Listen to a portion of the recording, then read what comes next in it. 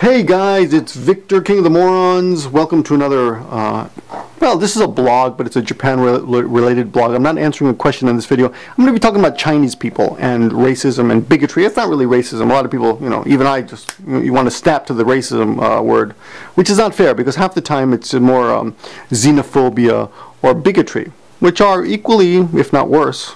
No, not if not worse. They're equally bad. They're equally bad. But this is a little story. Happened just a couple days ago, actually. I was on a train, or actually on a platform, waiting for a train. I'd just gotten off work, and I was dressed like a Quentin Tarantino hitman, sitting on the subway platform. Not subway, train platform. It's an above ground train, so you get the picture. And the platform is out in the country, lots of air. It's a fairly busy station, but not a big city, just a medium-sized city. And I'm sitting. I get to the train station. I sit down, and I sit down on a bench. And on the next, there's two benches back to back to each other, and then there's some space for walking space, and there's another two benches back to back to each other.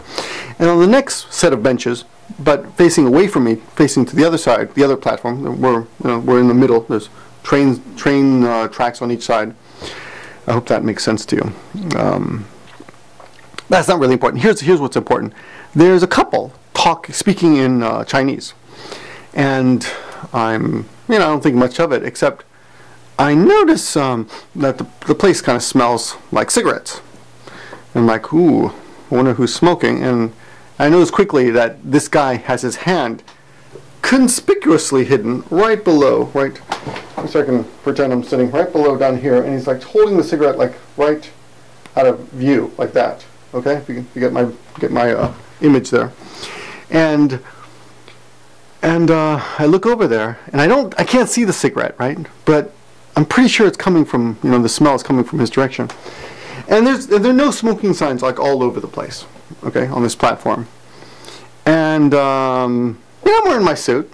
I don't like going to have to get my suit dry cleaned because some idiot smoked, right? I mean, honestly, it's just, you don't want to smell like smoke when you're teaching or in the classroom.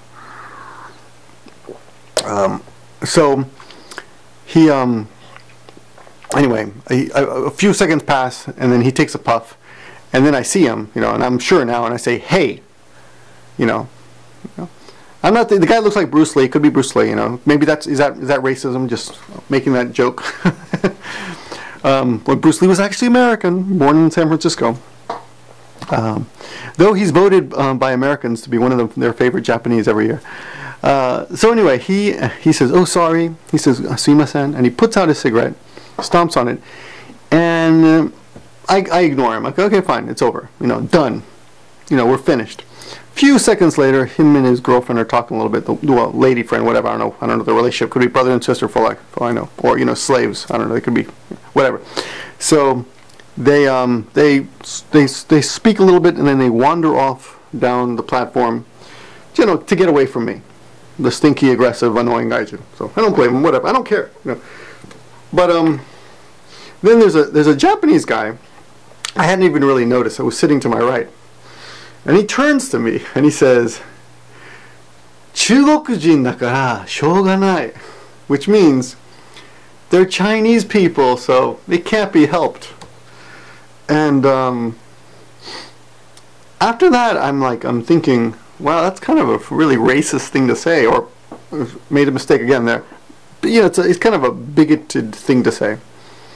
So I call my wife, and I call her anyway just to tell her I'm coming home, in case she's got men in her, get rid of those guys, coming home, don't get caught.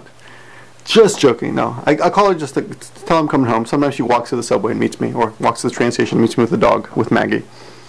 And I tell her the little story, oh, by the way, this little, I tell her the anecdote, and she says, well, yeah, I guess it is kind of Shou ga nai. And I'm like, really? You agree with that? She goes, no, I think that's not. You shouldn't say that, but I can completely see how people feel that way.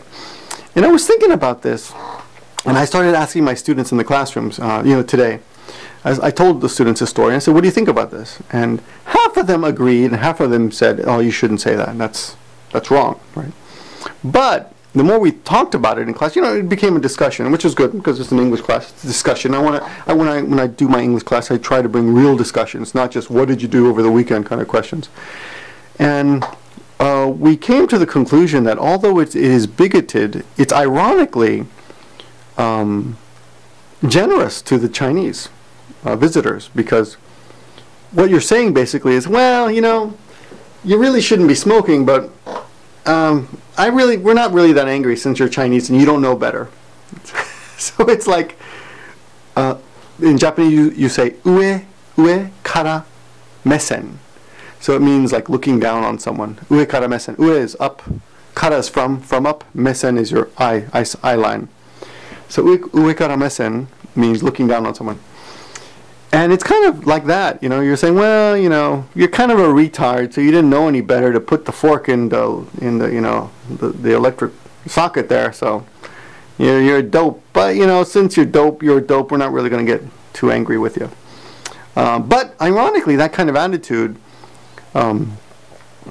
is kind of generous in a way, in that and I'm sure some people disagree. No, that's not generous. That's just bigoted. You're apologizing for Japanese. No, I'm not apologizing. I'm just saying it's kind of ironic that one reason Chinese people might behave, outside of the rules, breaking the rules like this, is because Japanese people are generous with them and say, you don't know better. And they do the same with us, I mean, it's definitely not limited to just Chinese people. It's definitely, they let us do it too. Like, oh, you're a foreigner, you don't know any better. So what the hell? Go ahead, do that incorrect thing. It's not really the way you're supposed to do it, but yeah, since you're a foreigner, we don't care. And sometimes I take advantage of that too. I mean, not to the point that it actually, puts anyone in an uncomfortable situation. But if I want to put salt on my rice, I can go ahead and do it. I don't really care if other people think it's weird, And they'll say, oh, you're a foreigner, so go ahead.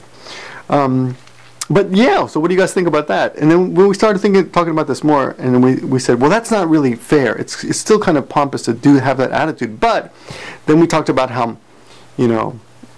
how in Japan, and I'm sure in the States too, you have this attitude of, well, he's a guy, so what the hell? I mean, like, for example, if okay, let's say if I'm walking down the street with my wife and a sexy girl walks by and I check her out, I try not to look, but I look, I mean, I really doubt anyone's going to blame me, right? Not that this is just an example, and this is not really an issue with me and my wife, but if, for example, someone were to say, hey, Yoko, this is my wife right there. If they said, yeah, Yoko, Victor just looked at that girl, my mom, my wife would say, well, that was a weird Freudian slip. Except Freudian slips don't really exist. My wife might say, yeah, whatever, he's a guy, what do you expect, right?